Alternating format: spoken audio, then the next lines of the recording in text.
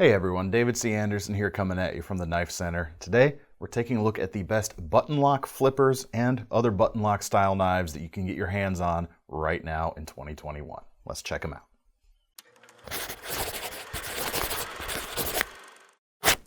Now, I think there's no other logical place to start than with the ProTech Malibu. Button lock flippers have been really on a very big hot streak lately, and while you can't attribute all of that to this particular model, I do kind of feel like the Malibu has it was kind of the spark that really ignited the craze lately. That's been kind of lying there for quite a while, and it's easy to see why. This is a phenomenal knife. Although ProTech primarily known for their automatic knives, this is a manual flipper. And this particular design is just a showcase on what they're able to do with this particular mechanism, and it came out really nice.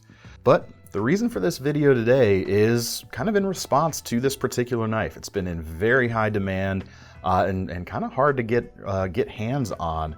So we've been getting a lot of questions about this knife and people looking for some other things.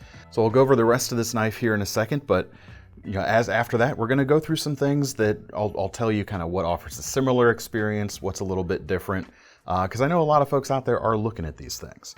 But the Malibu here, they start at about $190 to $200 for these standard versions, which come with black aluminum handles and CPM 20 CV blades. You can get it in this reverse Tonto or a Wharncliffe shape. And it's got a really nice stone-washed finish on it and a really nice sharp factory edge as well.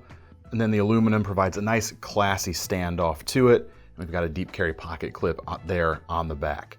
Fairly simple design overall, but it's all about, like I said, showcasing that mechanism, which is very fun to use. As you can see, it has that nice drop shut action. It has a very easy but crisp flipping at the same time. It's not a, it's just hits this really nice sweet spot that the more you use it, the more you want to use it. It's just that much fun. Great little shape, but like I said, hard to get a hold of.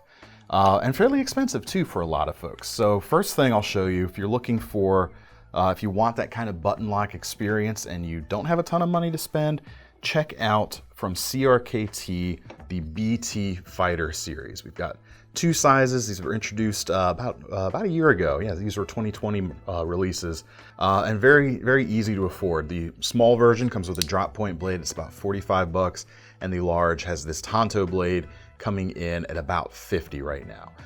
BT Fighter, the BT stands for Brian Ty. These are of course based on his TIE Fighter design. And actually, at the time we're filming this, we actually have a couple high-end versions of his customs right now. Might be able to check those out as well. But this offers, definitely not the same level of materials you get, but in terms of the flipping action, it's really not that far off. Got a nice flip open and close, not quite as drop shut, but very nearly so. Nice silky action, very satisfying indeed. Like I said, materials are a little lower on the totem pole. You've got an 8CR stainless steel, but you've still got a nice stone-washed finish on both of these. You can go with the more tactical one here, or you got that nice EDC-friendly drop point here. It comes in just under 3 inches for that drop point version, and it's still got the same great action as the bigger brother, and really very, very close to that Malibu. I mean, you certainly feel a difference, but this gets you a lot of the way there for sure. We've got GFN handles on this knife, keeps the weight down a little bit. And the other cool detail is that standoff equipped pocket clip there with the ball bearing on the end for the retention point. Really cool little knives, and you got that great action with it. Am I stressing that enough? Really good action with these knives. All right, there's another popular affordable button lock knife out there, and that is the Boker Automat Kalashnikov 74. Button lock here, as you can see, but this offers a very different experience than those CRKTs or that Malibu, because this is decidedly a two-hand operable knife, both opening and closed. I mean, you're not going to be able to flip that open, but the button lock actually locks it into place when it's closed. Press that button, two-hand opening, very simple spear point style of blade there, Aus-8 steel, full flat grind, and these guys come in about $48 right now. So even though it doesn't give you that flickable action, it's still worth showing, and I know a lot of folks are going to be wondering whether this is going to get you that type of action. So I am going to go over it in this video for that reason. Nice EDC shape, and it still has one of those kind of just ingrained advantages of a button lock, is you can operate the lock and close the knife blade, keeping your fingers completely out of the closing path of the edge. So really nice safety measure. And on top of that, even though they're technically a right-hand biased lock, still pretty darn easy to open or operate one-handed with the left hand, even for a non-lefty like myself. So you've got some ambidextrous qualities baked in. Unfortunately, the pocket clip on this one is right side only, as it is on the previous 3 knives we looked at. So you do have to keep that in mind. But if you need a locking knife, for instance, some of our European customers, if the blade here is not too long for you, this is a locking knife that isn't one-hand opening, so that's going to skirt around some laws you guys have over there quite possibly. But a really cool knife, even though you can't flick it open. For another Boker we have right here, this is called the Thunderstorm. And this is not a flipper, but this is a flickable button lock, unlike that Automat Kalashnikov right there. You can do it 2 ways. You can just pop the thumb studs right there. They're sitting far out enough, you can get some good leverage. But you can also do kind of that centrifugal flick open and closed if you push that button down as you go. So a little bit of a different experience on the button lock that is still fidget friendly, but you just don't have that flipper. These guys come in about 90 bucks right now. You've got aluminum construction on the handles, deep carry pocket clip, which does appear to be reversible in this case, as well as a glass breaker there on the back. Blade length, 3.6 inches, AUS 8 steel with a hollow grind there. Not the highest end stuff, but certainly serviceable, and just a very nice shape for kind of a tactically oriented knife. You've got a little bit of a downward sweep or a downward angle to the point of the blade itself, and a nice broad finger guard here as well to keep you from slipping forward. So a lot there to take advantage of for sure on this design.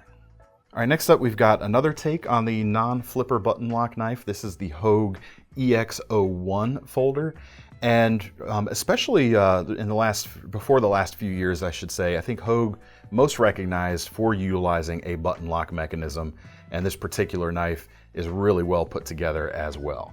So prices on these start about $170 for the aluminum handled versions, but there's also a G10 option if you prefer that. There's also a lighter weight version with a glass filled nylon, but that's the EX03. And you can get that in an even larger blade size as well, but pretty much the same knife apart from that. We've got a 154 cm blade here, about 3.5 inches, nice stone washed finish, flat grind. This is a Alan Olishewicz design, as you can see. And while this knife doesn't have a flipper, it's still nice and flickable. You can do that centrifugal wrist, push the button lock in, flick it open or closed, or use those thumb studs to pop it open quite nicely. And then it's got a nice grip and a nice forward angled hold on that handle to blade as well, just like we just saw on that Boker. Got a 2-position pocket clip here, so for some of the tip up people, or tip down people I should say, that should make them happy. We've also got a secondary safety here. Now, it does not work when the knife blade is closed, but one of the possible downsides of a button lock is there is a remote possibility in certain grips that you might disengage that lock. If you need that extra peace of mind, you can actually lock that button lock in the open position, and you're not pushing that lock closed when that's engaged. So a really nice feature for that added peace of mind. Now, even though we don't have the flipper on that knife, Hogue actually does make a flipping button lock, and that's the X1-Microflip, which is one of my favorite designs from them. These guys start at about $128. You can get it in a drop point or a Wharncliffe profile. You can actually also get a SIG version that has the same 2 blade shapes, but comes with a G10 handle, whereas the Hogue versions, or the official Hogue versions, come with an aluminum handle like this one here. It's got that button lock, it's got that secondary safety as well, in just a smaller frame overall. The blade here is less than 3 inches, CPM 154 in this case. Again, nice stone washed finish, but a hollow grind here, and just a really nice, fantastically thin edge on this particular example. And Hogue has always done a really good job with their factory edges overall. Now, one thing to note with these guys is the opening action, superb on these. They've always been excellent, but they don't always have that drop shut or flick closed capability. I've got one that I've been using for a while. I've had it for a few years that does it a little bit. This one is not quite as broken in, so it's not moving quite as easily. And it's gonna stop at this point anyway because of the detent, so you do have to push that closed. So fantastic knife, but if you are looking for that drop shut action, this knife is not gonna give it to you, but it is gonna give you a really nicely put together American-made knife. All right, now that we've talked about some of these knives with, that go about their opening methods a few different ways, I've got one here that kind of combines everything, and this is the Kizer Cormorant, and they come in about $119 right now. Button lock here, as you can see, and like I said, it does everything. You can see right away you've got that thumb cut out there, so you can do thumb opening. You can do either the standard thumb, or you can even do that middle finger flick that people love so much. You can hold that small button lock down, flick it open and closed, no problems there. Pardon my, my fumble there. And then you've got not one, but two flipper openings going on. It doesn't look like it has a flipper tab, but that's this little kind of square bit sticking out here, actually works as a flipper. And then on the front side there, works as a front flipper as well. So in terms of fidget friendliness, the Malibu's hard to beat, but this guy definitely has even more methods or more ways to fidget with it, and it's got really good action as well. It's still a good usable knife too, about 3¼ inches of S35 VN steel, G10 handles, and then we've got a deep carry pocket clip here, which is reversible in this particular case. Again, I like that because it's still very easy to use this knife with the left hand as well. So it's a really cool knife. It's kind of a different looking design overall, but certainly very satisfying to use. All right, next up, we're gonna kind of break into the higher end spectrum a little bit, show you some high-end production pieces here. And the first is the Mini Slim Pickins from Alliance Designs.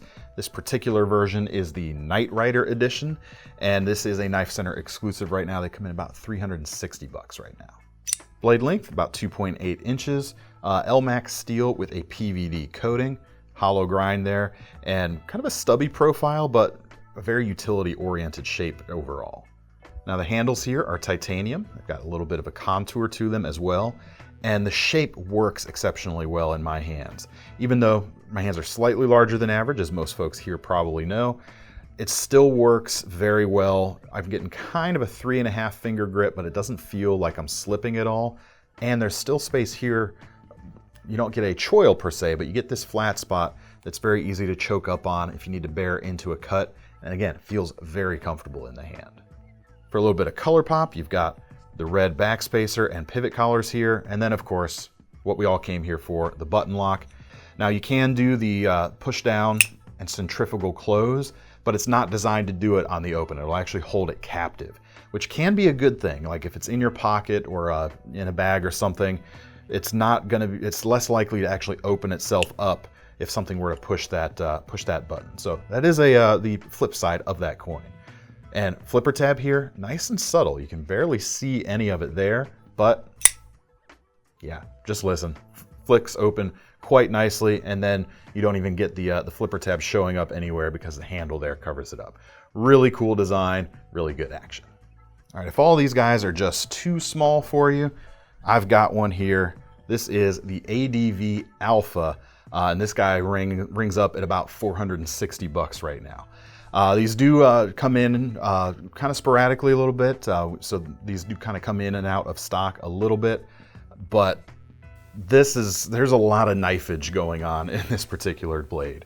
4.5 inches, S35 VN steel. Got a recurve here, but it's still a single flat grind. You don't have compound grinds going on. And the button lock here, they actually went with this small rectangle, which they were able to carry in that red and black shred carbon fiber into that as well. Of course, all housed in this titanium frame. Nice and chunky, chunky in a good way, and then oversized for larger hands. As you can see, I'm fitting in there no problem at all. The action is quite good. You can see it's got that nice drop shut going on.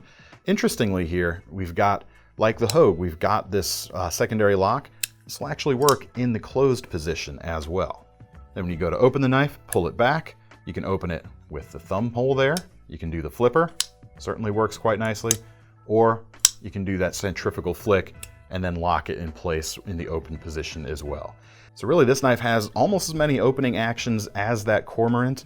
It's got the locking that you saw on that Hogue, only it works in both positions, and it's just big and bad. But yeah, if you've been looking for a button lock knife with a lot of attitude, this guy right here is going to be really hard to beat. All right, rounding out the list today, I've got two more options that aren't technically button locks, or more accurately called plunge locks, because these locks are actuated with a button, but it's not the same type of locking mechanism. First is from CRKT and their Deadbolt lock. This is the Trask, coming in at just under $100 right now. Now the way the Deadbolt works is by pushing this button here that otherwise looks just like a pivot. Press that in, and you can close that blade. Now, depending on the weight of the blade, you can actually kind of flick it open and closed. This particular one, or this particular model that uses this lock, doesn't have quite enough going on. Well, I lied. It does have just enough going on to flick it open and close, but it requires a little bit more effort than some of those other knives. Or you can just do the simpler, slow roll.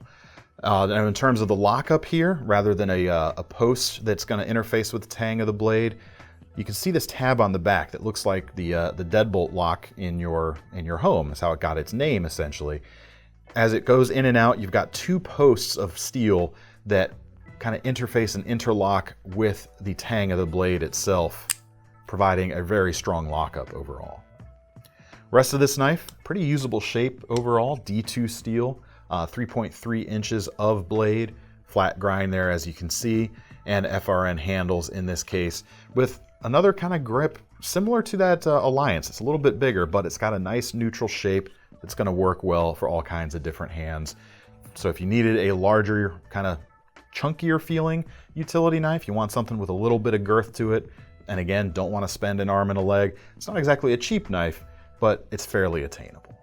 All right, last but not least, is I think if you're looking for something like the Malibu and you're wanting to get as close as you can get to it, check out the Spyderco Smock. I'll hold it up here next to the Malibu here just for a second so you can see what I'm talking about. But then I'm going to put that away because this knife really does stand on its own apart from that. They come in about $175 right now.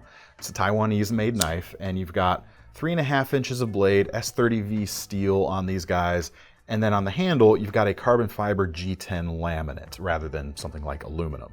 Now, even though you've got the button here, this is actually Spyderco's compression lock, which you might be used to seeing on like their Paramilitary 2, Para 3, but instead of having the tab here where you actually push the lock out of the way, this is actually a left-handed compression lock fitted to this knife, but then with a button going through the handle to push it out of the way.